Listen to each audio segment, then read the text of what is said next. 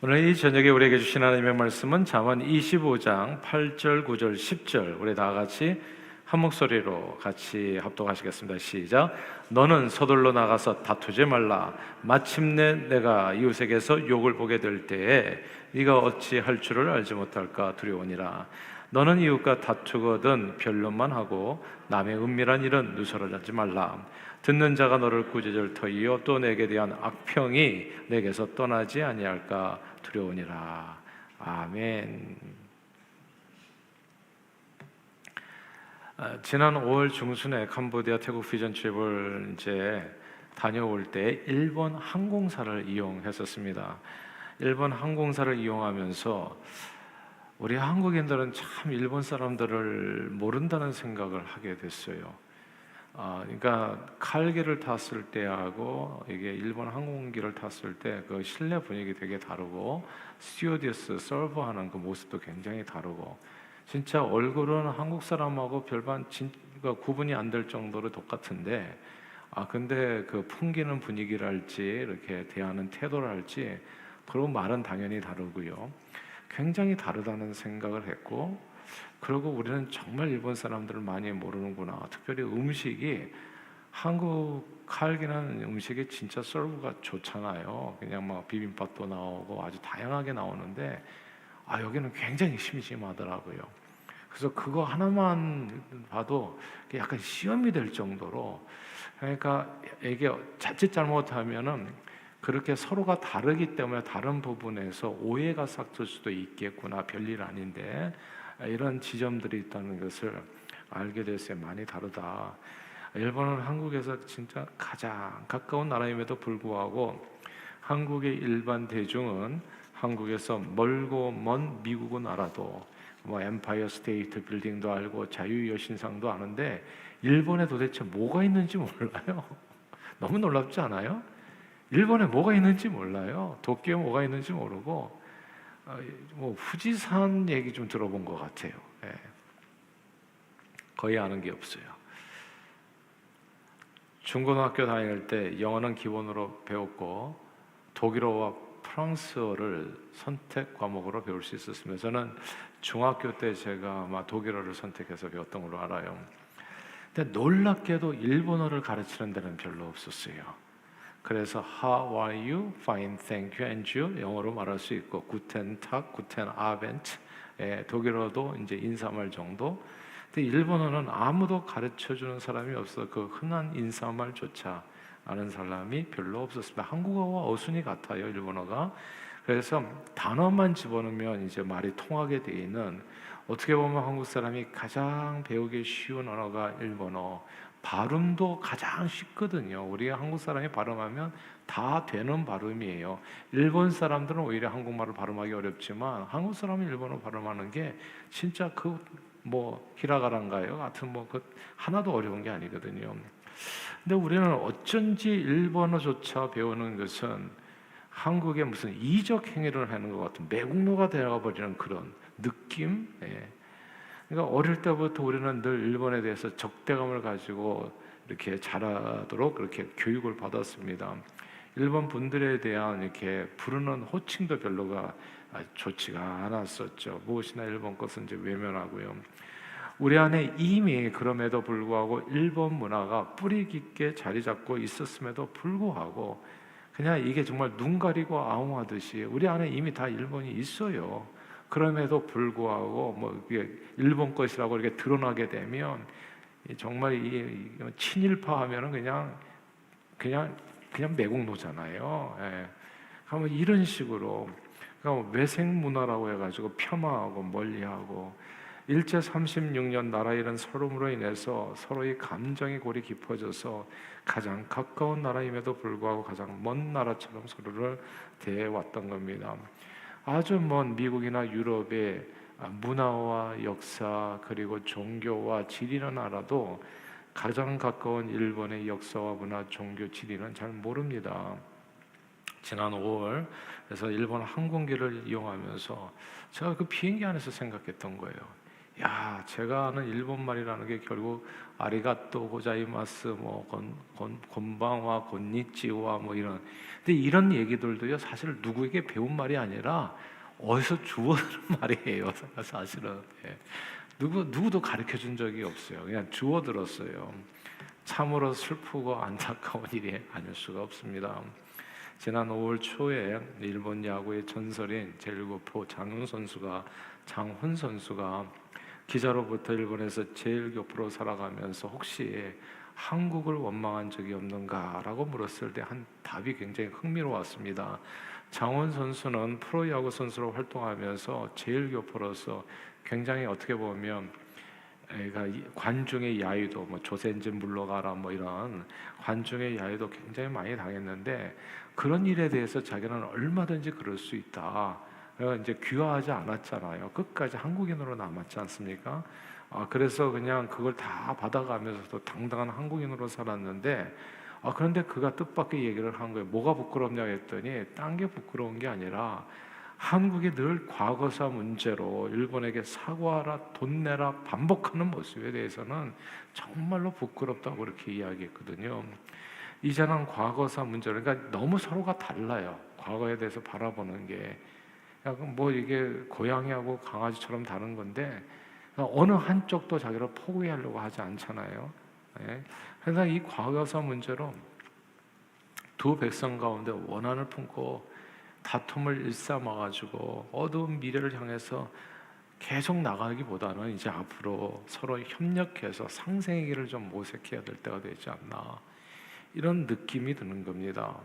하나님을 모르는 세상 사람들은 제가 지금 하는 얘기만 가지고도 한국에서 말 잘못하면 아직도 힘들다고 하더라고요. 세상 사람들은 그럴 수 있다고 봐요.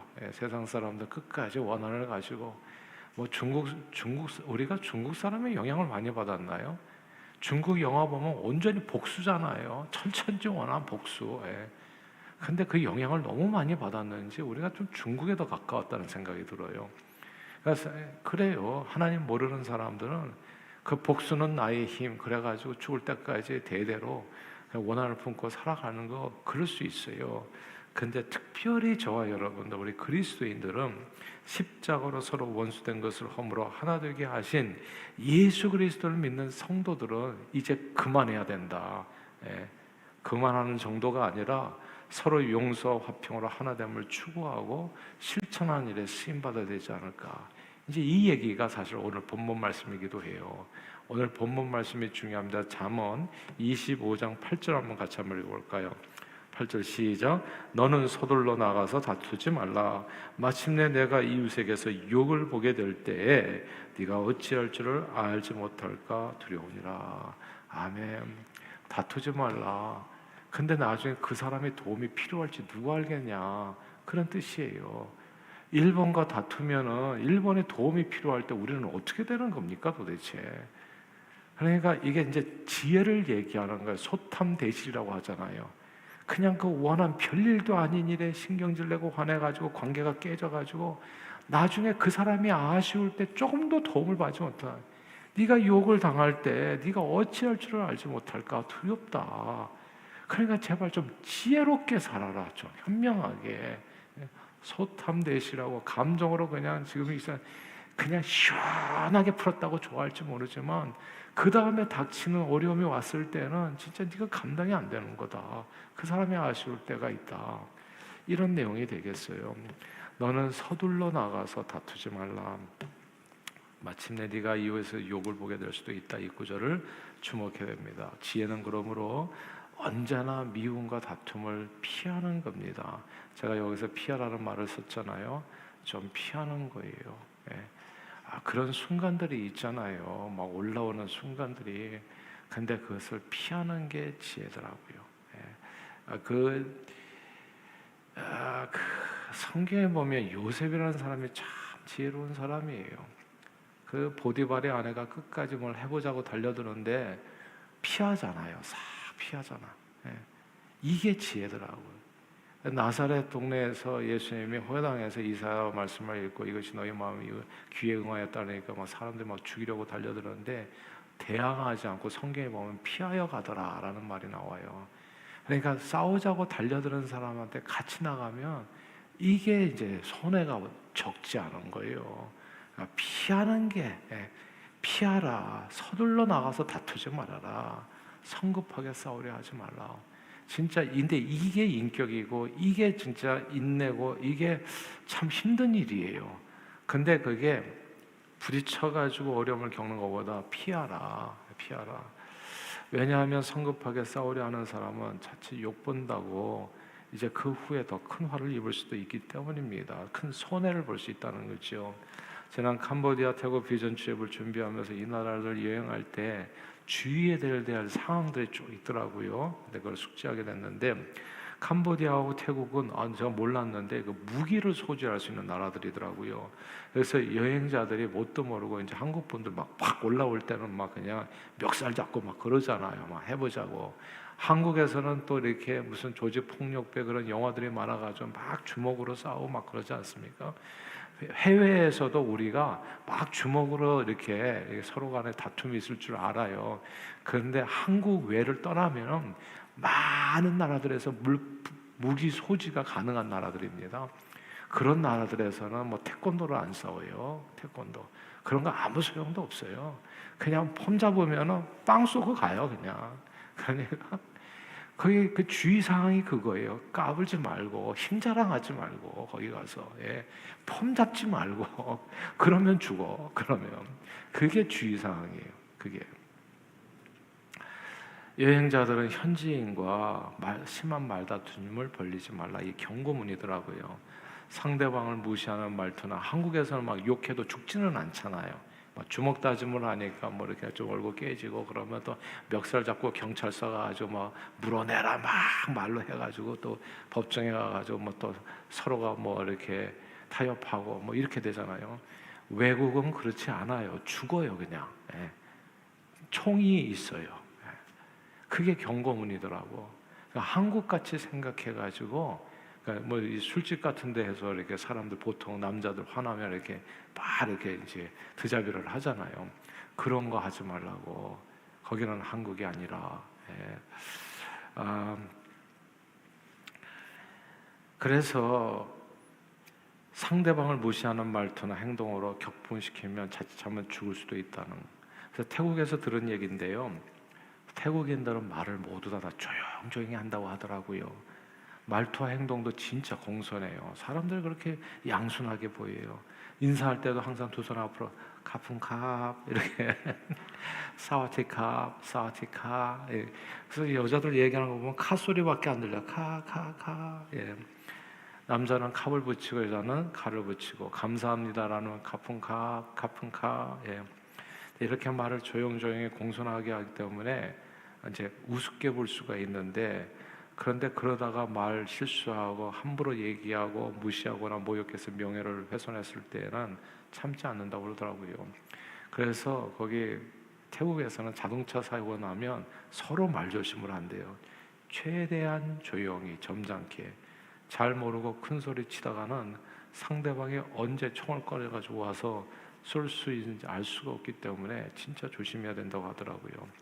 오늘 본문은 다투지 말라 얘기하는 겁니다. 서둘러 다투지 말라. 그렇지 않으면 욕을 당할 수 있다. 성급하게 싸우려 드는 사람은 그렇지 않은 사람과 비교할 때 욕을 당할 가능성이 항상 높습니다. 언젠가 반드시 임자를 만나게 되는데요. 늘 드리는 얘기지만 난폭한 운전자는 또 다른 난폭한 운전자를 만날 때까지만 안전하다는 말이 있어요. 그리고 임자를 반드시 만납니다. 근데 그 임자가 꼭 내가 될 필요는 없어요. 근데 임자가 꼭 있죠. 또 난폭한 사람이 있어요. 성급하게 그냥 이렇게 또 한번 해보자고. 근데 그래서 성경 말씀을 항상 들으세요. 정말 애매하게 고난을 받아도 억울한 일을 당해도 주님을 생각함으로써 참으면 이는 하나님 앞에서 아름다운 일이다. 그리고 정말 억울하고 힘드시면은 그걸 기도로 하나님 앞에 맡기면 좋아요. 제가 이게 매일같이 기도하는 거 이게 굉장히 중요하다는 걸 알았어요. 기도는 내 감정과 내 삶의 모든 내용을 하나님 앞에 다 십자가 앞에 내려놓는 게 이게 기도예요. 왜 그렇게 기도할 수밖에 없냐 하면 하루에도 진짜 가슴이 벌렁벌렁 굉장히 힘든 순간들이 있어요. 뭐 물질적으로도 힘든 것도 있지만 감정적으로도 힘든 거 있고 관계 속에서도 힘든 게 있고 또 여러 가지 신앙적으로도 힘든 게 있고 내내 그래요. 그러니까 먼지 쌓이듯이 삶의 짐이 그렇게 쌓이더라고요. 이거를 벗는 길이 유일한 길이 그게 기도예요. 네. 기도로 하나님 앞에 그냥 이 원수 갚는 것도 하나님 앞에 맡기고 우리 가정에 우리 아이들 말 안 들을 때 참 저도 힘들었어요. 그런 순간들. 근데 그거를 하나님 앞에 기도로 다 맡기고 기도로 맡겨도 이게 잘 마음이 안정이 안 되는데 아무튼 또 맡기고 또 마음이 평안해질 때까지 지각에 뛰어난 하나님의 평강이 너희 마음과 생각을 지킬 때까지 계속 기도하고 오히려 정말 원수 같은 사람들도 축복해주고 핍박하는 자라서 복을 빌고 야 이렇게 하면서 살아갈 때 하나님께서 개입하시는 것을 보게 돼요.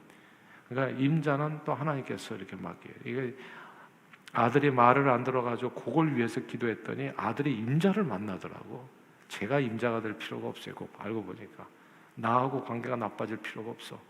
그걸 이렇게 해가지고 거기서 깨져가지고 다시 돌아오고 이런 일들이 하나님께서 하시는 일들을 아주 깨알같이 경험할 때가 참 많이 있어요. 그래서 지혜는 달려드는 차를 피하는 게 지혜입니다. 달려드는 팔을 피하는 게 지혜고 난폭한 운전자는 또 다른 난폭한 운전자를 반드시 만나게 돼요. 그러니까 내가 임자가 될 필요가 없고 그리고 내가 지금까지 난폭한 운전자였다는 슬로우다운을 해야 되고요. 왜냐하면 반드시 있거든 밖에요. 그래서 되게 조심해야 돼요. 제가요 저기 젊었을 때는 잘 모르는 사람들이 자기도 모르게 이렇게 대화하다 보면 막 이렇게 반말을 이렇게 왜냐하면 어린 사람한테 자기도 모르게 이제 반말을 섞어서 할 때가 있어요. 근데 저도 예전에 좀 그랬었던 것 같아요. 근데 어느 순간에 알게 됐어요. 그것도 난폭한 운전이라는 거. 상대가 그걸 원하지 않는 사람도 있더라고요. 젊은 사람이 본인이 그냥 나이가 드셨으면 드셨지 왜 첫 마디부터 왜 이렇게 말을 짧게 하시나 이렇게 생각하는 젊은이들이 또 있다는 걸 알았어요. 그런 난폭한 운전자를 만나게 되는 순간 또 한번 꽝 받치고 나니까 정신이 번쩍 들면서 야 제가 깨달은 진리가 그잖아요. 세상에 만만한 사람은 하나도 없다고. 애들도 조심해야 돼요. 애들도 이 꼬마들도 조심해야 돼요. 무슨 얘기냐 하면 한 사람의 인격을 인격제로 존중해 줘야 된다는 뜻입니다. 남녀노소 빈부귀천 할 것 없이 누구나 다 소중한 하나님의 형상을 따라 지음받은 존귀한 존재라는 거, 나와 똑같은 존재라는 거, 이거를 해주는 게 굉장히 중요하더라고요. 그러지 않으면 반드시 당합니다, 여러분. 그냥 어느 날 그냥 이 중학교 그거밖에 안 된 애가 갑자기 내 앞에서 반말하고 달려드는 경우가 생겨요. 그러면은 이게 진짜 황당한 거예요. 그러니까 이런 경우를 당하지 않기 위해서는 이런 난폭한 운전자에게 한번 받치지 않기 위해서는 내가 지혜롭게 행동하는 게 중요하다. 이 잠언은 지혜를 얘기하고 삶의 지혜를 신앙하고 약간 다르게 이거를 잘 하시면 어디를 가든지 존중받고 인정받고 행복하실 겁니다. 평화롭게 사실 거예요. 그러므로 저는 저와 여러분들이 서로 격동시키는 말을 버리고 공손한 말과 행동으로 모든 사람과 더불어 화평함을 쫓아 행할 수 있기를 바랍니다. 요새처럼 어떻게 하는 게 지혜냐면 살짝 피하는 게 지혜입니다. 그리고 같이 컬리전 이렇게 충돌하는 과정으로 가면 빨리 피하는 게 그게 지혜예요. 그래서 이렇게 피하면은 그 순간을 모면하면 돼. 이렇게 끼어드는 차는 어떻게 합니까? 어떤 사람은 끼어드는 차가 있으면 억지로 자기 차를 밀어넣어. 그래가지고 못 들어오게. 그러면 막 창밖으로 손가락 나오고 서로 그냥 대단히 그 앞에서 수화가 교환되고 난리예요. 그리고 그러다가 진짜 어떤 사람 쫓아가서 총 쏴가지고 죽었잖아요. 근데 그거 뭐하러 그러냐고요. 끼어 들어오면 피해 주세요. 그리고 뭐 이 수화를 교환하지 마세요, 그냥. 그리고 그냥 복을 빌어 주세요. 잘 살라고. 그러면 어느 순간 가가지고 또 임자를 만나요, 그분이. 그래가지고 거기서 그게 깨지는 거예요. 내가 임자가 될 필요가 없어. 내가 그분의 부모도 아니고 내가 아무도 아닌데 괜히 했다가 그냥 나만 깨질, 이게 아무 의미 없는 일이에요. 그래서 이 하나님 앞에 맡기는 거. 그러면 하나님께서 반드시 개입하십니다. 그래서 그를 처리해 주세요. 나는 살짝 피하면 돼요. 그리고 잠깐 이렇게 자꾸 컬리전 교수가 자꾸 피해 다니면 돼요. 피해 다녀. 그 사람이 영원히 그런 게 아니에요. 반드시 순간이 옵니다. 그러니까 성경 말씀대로 살면 돼요. 다투지 말라. 서둘러서 나가서 다투지 말라. 성경은 모든 사람과 더불어 화평함과 거룩함을 쫓아 행하라. 이것이 없이는 아무도 주를 보지 못한다 말씀했어요. 늘 모든 사람과 더불어 화평함을 쫓아 행하서 다툼으로 인한 수욕을 피하시고 주의 은혜 가운데 생명 역사를 이루어 가시는, 내 인생은 그렇게 달려드는 사람보다도 훨씬 더 중요해요. 내 인생은, 내 인생의 가치는. 자기 자신을 지키세요. 아주 아름답게 가꾸십시오. 그런 저와 여러분들이 다 되시기를 주님 이름으로 축원합니다. 자, 근데 살다 보면 내가 피하고 싶은데도 피할 수 없을 때가 있어요. 야, 이건 어쩔 수 없어. 그러니까 사실 옛날에 그 격투기인가 아주 이렇게 이 운동을 많이 한 사람한테, 뭐 합기도 잘하고 뭐 태권도 잘한 사람한테 상대가 칼 들고 달리면 어떻게 하겠습니까? 라고 물어봤어요. 최상책이 뭐냐 하면 36개라고 하더라고. 도망치는 거. 그게 최상책이라는 거야. 칼 든 사람하고 싸워가지고 종에 상대방을 때려 눕힌다고 할지라도 나도 어딘가 칼빵을 맞을 수가 있는 거거든. 그게 어리석은 일이라는 거예요. 그러니까 36개가 최고로 좋은 거예요. 도망치는 겁니다. 살짝 피하시면 돼. 이제 그런데 피할 수 없는 경우가 있어요. 오늘 그 얘기도 나오는 거예요. 다툼을 피할 수가 없다. 내가 그냥 같은 방에 갇혀가지고 할 수 없이 도망도 못 가고 그냥 이 사자와 호랑이가 같은 방에 갇혀가지고 어차피 일전을 칠 수밖에 없게 됐다. 부부간에도 그럴 때가 있잖아요. 같은 방에 갇혀가지고 도망도 못 가고 그냥 헤어질 수도 없고 같이 살아야 되는데 결국은 일전을 치를 수밖에 없게 됐을 때, 부부싸움 하게 됐을 때 어떻게 싸워야 되는가에 대한 얘기도 오늘 본문에 나오는 거예요. 언제든 작은 말다툼이나 분쟁이 일어날 수 있는데 그때는 쟁점만 가지고 이야기하라. 그거예요. 확전을 시키지 말아라. 그냥 요걸 가지고 얘기하다가 갑자기 그냥 가정 얘기까지도 하면서 그냥 그 부모의 그 자식이 이렇게 되면은 이게 커지는 거예요. 제발 그렇게 하지 말라. 오늘 보면 9절 말씀입니다. 9절 한번 읽어볼까요? 시작. 너는 이웃과 다투거든 변론만 하고 남의 은밀한 일은 누설하지 말라. 아멘. 요게 지혜입니다. 이게 싸우지 않는 게 최상책, 도망가는 게 최상책이지만 같은 데 갇혀가지고 도망을 못 가고 결국은 일전을 불사하게 됐다. 그랬을 때는 그 쟁점만 가지고 얘기하고 그거 제발 다른 얘기는 하지 말라. 부부싸움을 하고 나면 밖에서 다른 사람들에게 자기 남편이나 아내 흉을 보는 사람들이 있어요. 학교 다닐 때 공부를 못했다거나 자연미인이 아니라 우리 아내가 알고 보니까 성형미인 이런 얘기를 막 이렇게 한없이 해대면 이거는 계속해서 이제 퍼지는 거예요. 이제 같이 살기를 힘들어져요.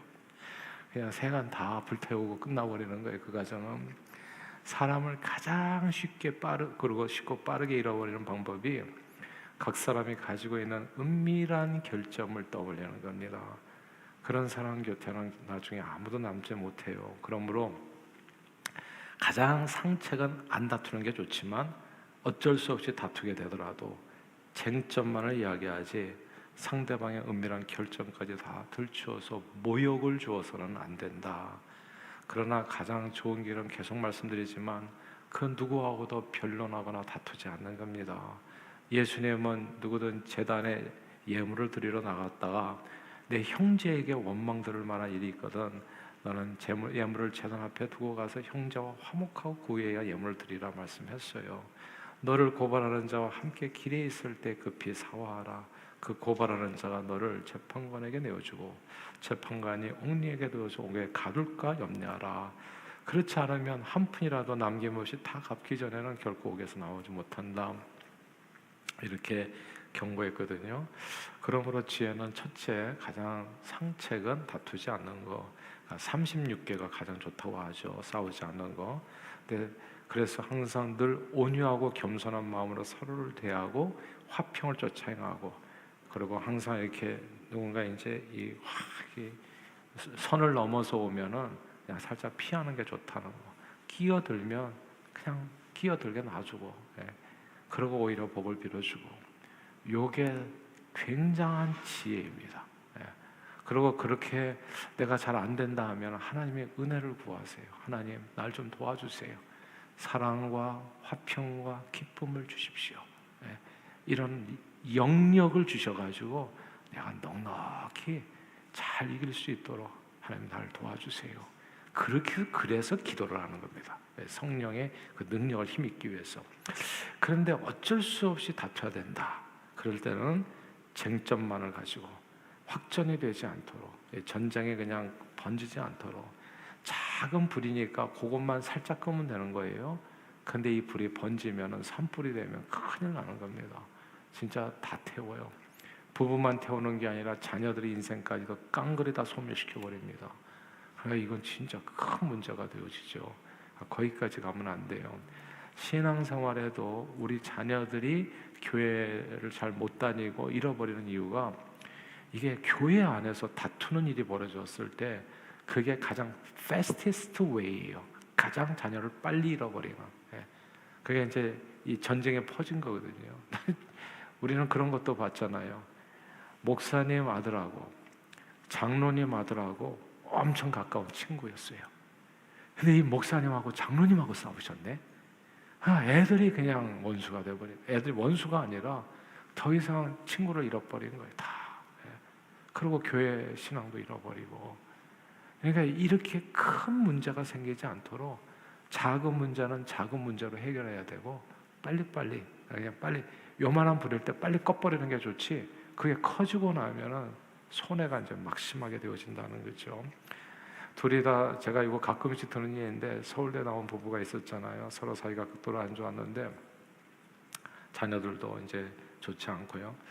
이유는 아내가 이제 남편보다 학력고사 점수가 이제 10점이 많았던 거죠. 근데 아무도 모르는, 둘 다 똑같은 서울대를 나왔는데 이게 아무도 모르는 은밀한 일이야. 근데 이렇게 어떻게 연애하다가 이제 진실 게임에서 서로가 이제 얘기를 했는데 10점이 아내가 더 맞다는 거예요. 그러니까 이게 부부싸움만 벌어지면 이게 후렴구처럼 나오는 거예요. 나보다 학력고사 10점이나 덜 맞은 주제에 말이 많다고. 이렇게 상대를 공격하니까 남편은 다른 사람들 앞에서 자기 모자란 부분을, 은밀한 부분을 거침없이 말하는 이 아내의 태도에 너무나 큰 상처를 받고, 그렇게 그 가정은 행복을 다 잃어버리는 겁니다. 그러므로 다투지 않고 늘 화평을 쫓아 행하는 것이 좋지만, 만약에 꼭 다투어야 된다면 변론만 하고 남의 은밀한 일을 누설해서는 안 됩니다. 모든 사람과 더불어서 화평을 쫓아 행하고, 서로 다투더라도 남의 은밀한 결점은 확전을 하지 말아라. 전선을 크게 벌리지 말아라. 그리고 빨리 끝내라. 말하지 않는 것이 지혜입니다. 우리 주 예수님을 생각하면 돼요. 항상 우리 신앙은, 우리가 크리스찬이잖아요. 그리스도 닮아서 살아가는 사람. 내 롤모델은 오직 예수 그리스도. 예수님은 모든 사람과 더불어서 화평을 쫓아 행하셨습니다. 예수님 안에서 남자도 여자도 독립투사도 매국노도 유대인도 이방인도 죄인도 원수도, 그리고 한국인도 일본인도 다 예수 안에서는 친구가 되는 겁니다. 그리고 예수님은 우리의 많은 은밀한 허물을, 이게 더 중요한데요. 참 예수님 앞에서 제가 본받고 싶은 것 중에서, 많은 것 중에서 하나가, 예수님은 많은 은밀한 허물을 다 자신의 피로 감싸 주셨어요. 야, 이게 참 비밀인 것 같아요. 제가 가끔씩 듣는 얘기입니다만은, 예전에 아내하고 이제 이렇게 말다투면서 제가 항상 하는 얘기, 내가 할 말이 없어서 말하는 게 아니라고. 나도 엄청 할 말이 많아요. 근데 그 말을 쏟아내는 순간에 우리는 루비스턴 강을 건너는 거예요. 우리는 다시 돌아올 수 없는 길을. 그러니까 할 말 엄청 많지만은 예수를 생각해서 애매히 고난을 당해도 주님을 생각해서 참는 거죠. 그래서 누군가는 덮어야 되는 거예요. 예수 보혈로 덮어야 되는 거예요.